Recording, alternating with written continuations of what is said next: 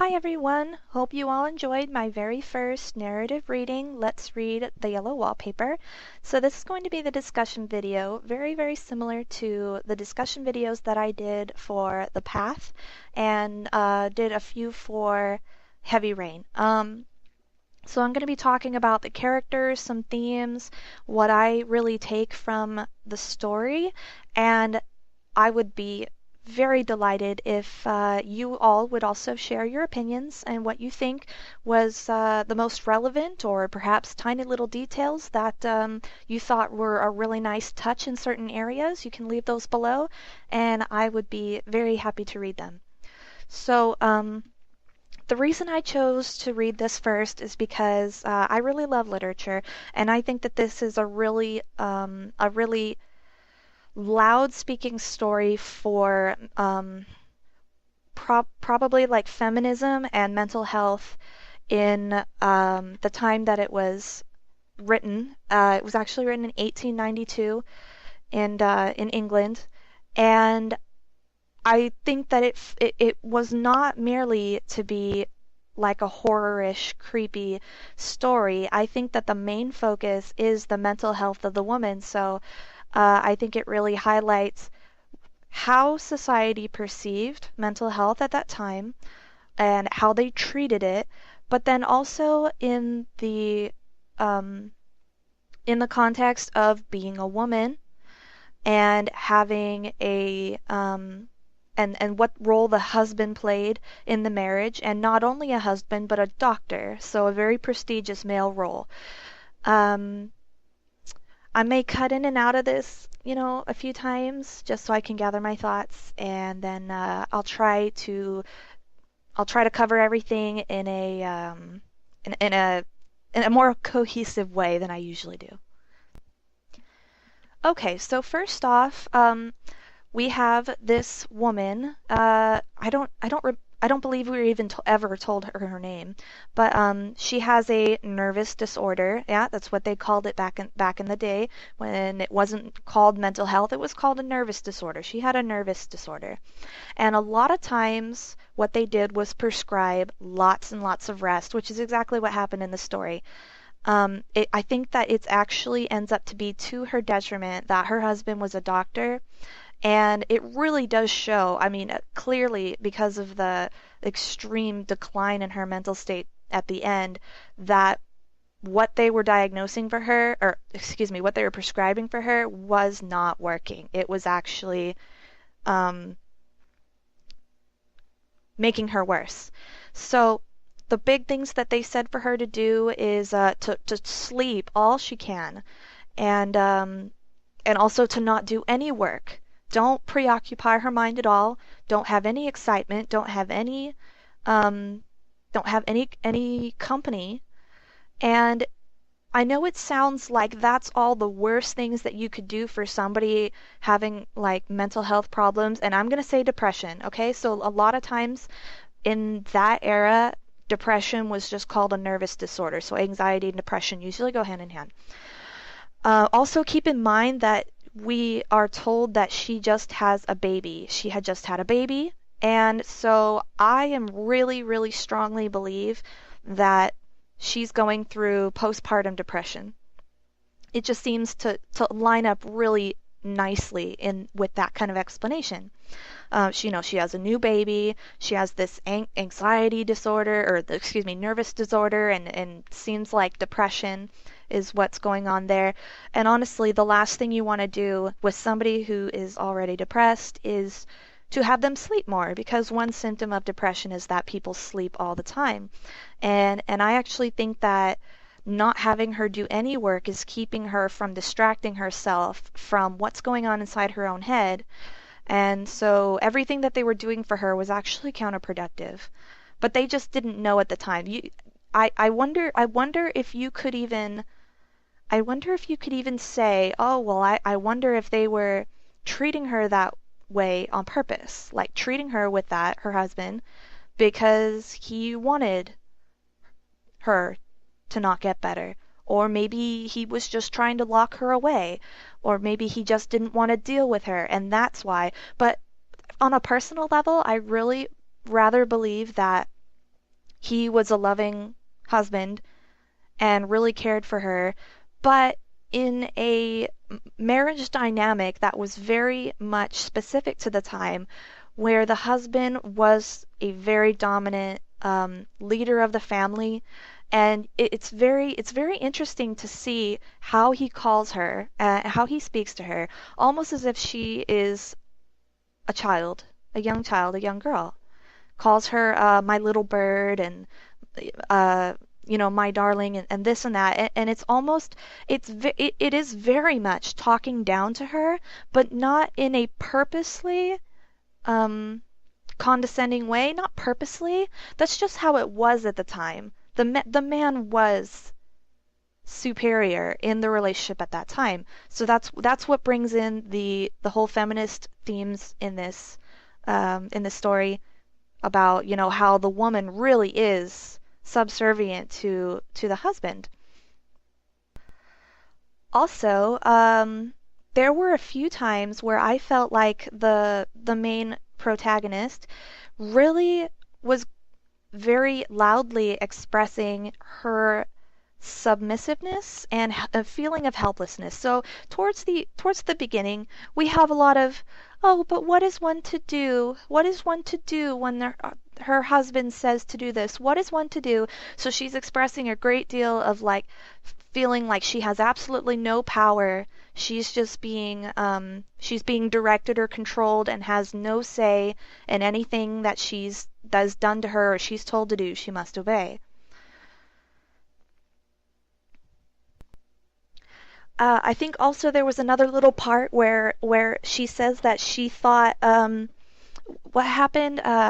John, her husband, laughed at her in a kind of trivializing one of her worries or one of her concerns, trivializing one of her concerns, and she said, "Oh, but that's to be expected in a marriage." So that I think that very clearly illustrates the idea that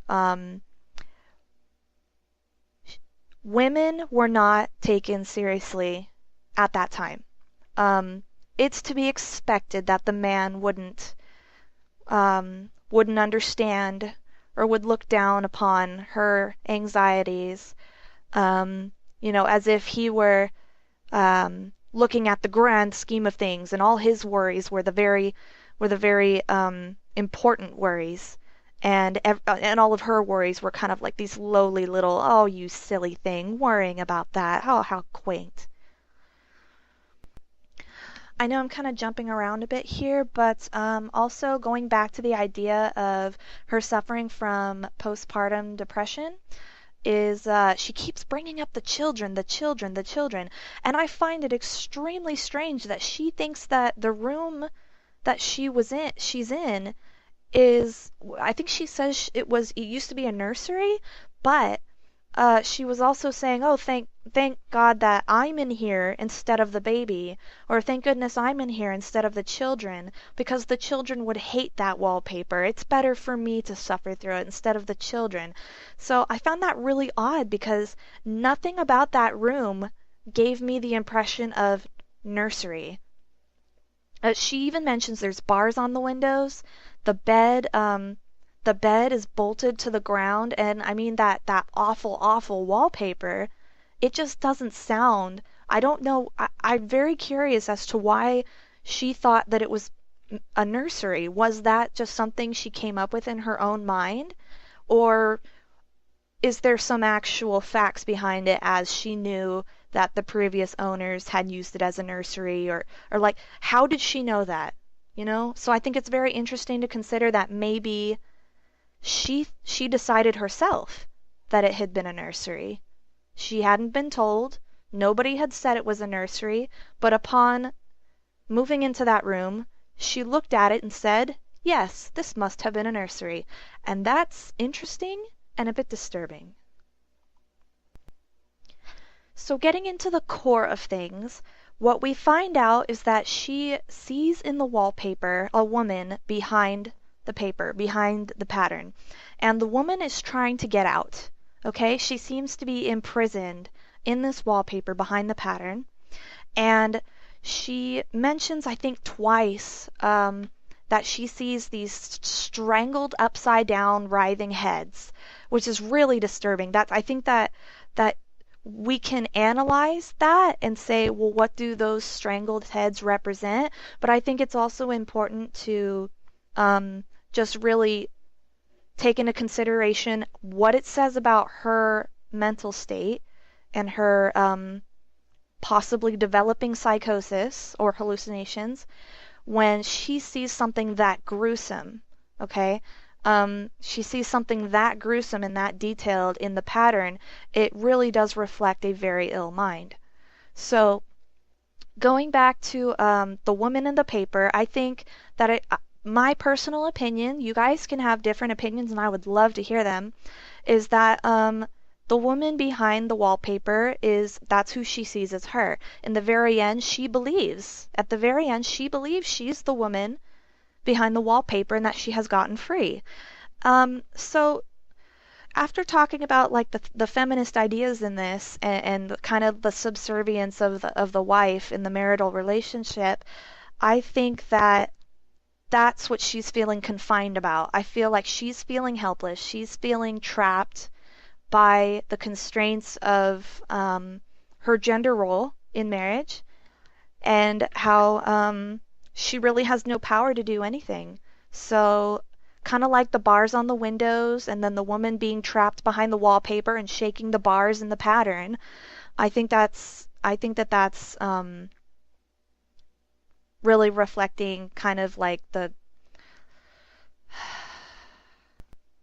trapped helplessness of women in the society, but more specifically in the marital relationship. So that's what I think that is the major theme in this story. And I guess everything that I kind of mentioned up to this point is my supporting argument for that.